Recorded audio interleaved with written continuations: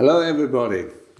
Well, the American presidential election, for me, is not just an election for Americans.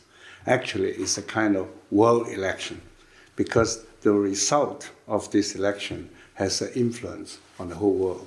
It will have a, if Biden got elected or if Trump got elected, the world will see totally different. Yeah. So I want to spend a few minutes to discuss with you about the election. And one thing I've learned with this election this time is the digital factor has come in. We all understand that we are living in a digital age, particularly since internet came to us 20, 30 years ago. Yeah. And now the digital technology has developed into such a level that it become a power factor. I recently saw a very interesting documentary film by Simone, the lady who ran this YouTube channel, Zooming In, Simone. Very interesting documentary called American Republic versus CCP. I recommend you guys to check that.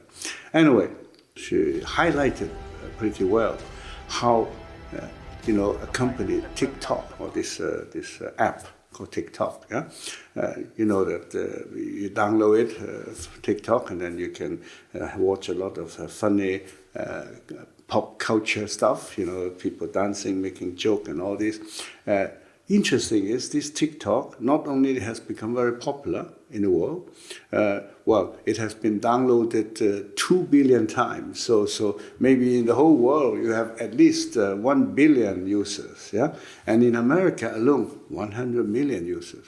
And 60% of them are under 30. Now, why I tell you all this?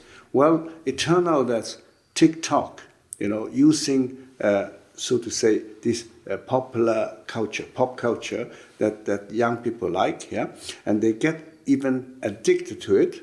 And TikTok recently has been using this extremely popularity to promote Joe Biden. They get the young people to really get addicted to it, and then bit by bit they mix this entertaining stuff with political messages. And not only that, behind the users, these 100 million users in America, all the data they collected from these 100 million users all gets, sent to a so-called big data system. A big data system is basically a supercomputer system that can process a lot of data, and with different so-called algorithm, different computing model, to find out how does this person think, what he like, what political view he has, and everything about you. There maybe sometimes this system can even find out more about you than yourself know. So, and they are using this big data technology. TikTok is just one example, but it's an extreme example. And so they are now using all this data to influence young people to vote for Joe Biden.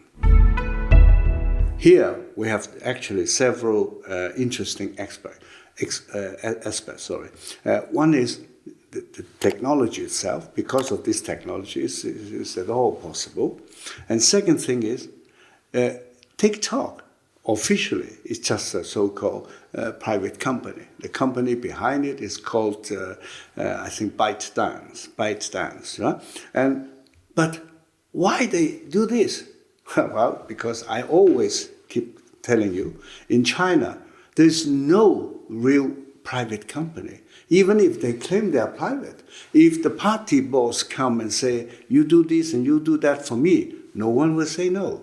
So, and I know, already for 10 years ago, I talked to a European security officer. He used to be IT manager in a certain European country, dealing with intelligence work in espionage, and he knew already 10 years ago all these big companies, ByteDance, Tencent, and Alibaba, whatever, Huawei, all these were requested by the party to provide them all information they managed to collect.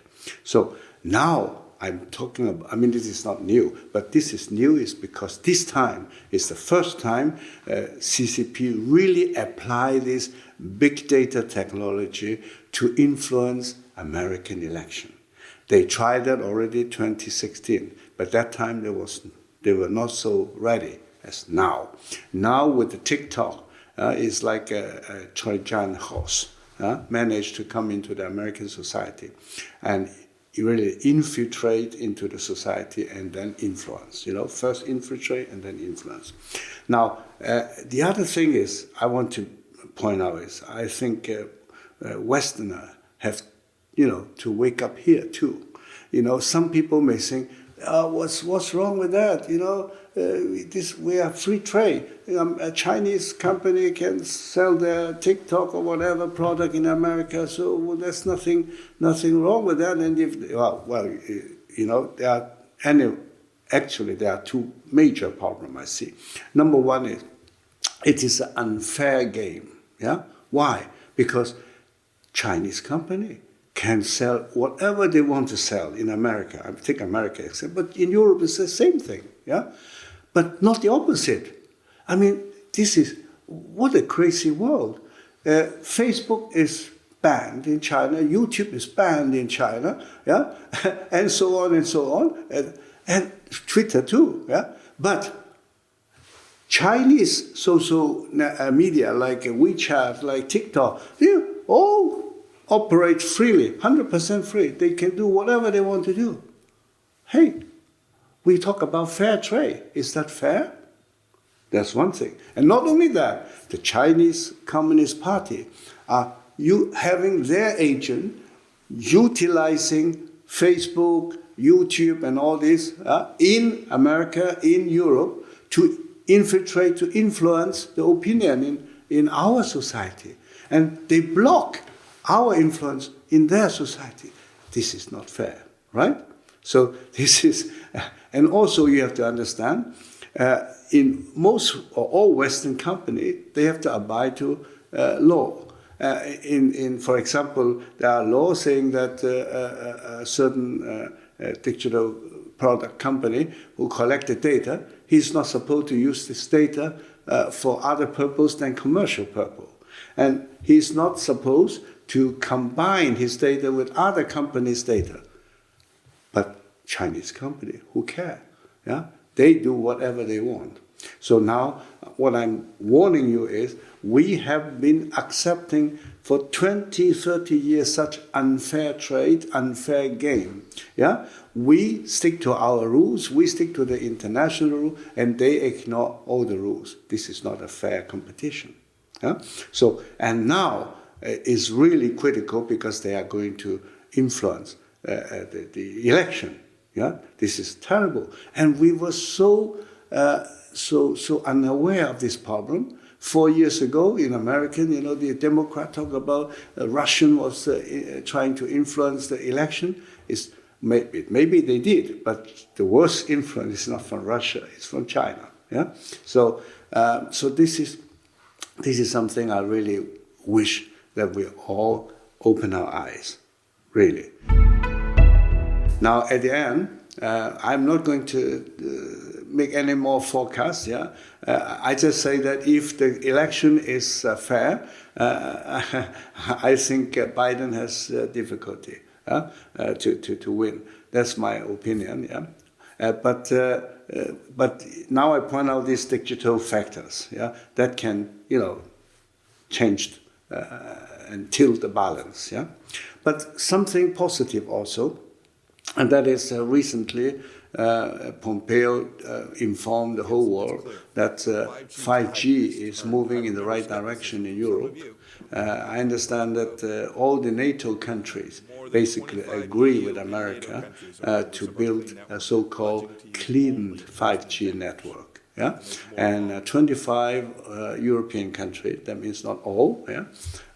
25 European countries now also agree that we should use a kind of clean 5G network tools, which is basically the same thing as the American talk about clean network. So anyway, these countries, they have now basically told America that we are going to join the clean 5G network, which is a positive sign. So we do have some hope that we see our mistake in the past and we try to correct it. So, okay, so next week will be a very, the next time I do this probably is very close to the election or even right after the election.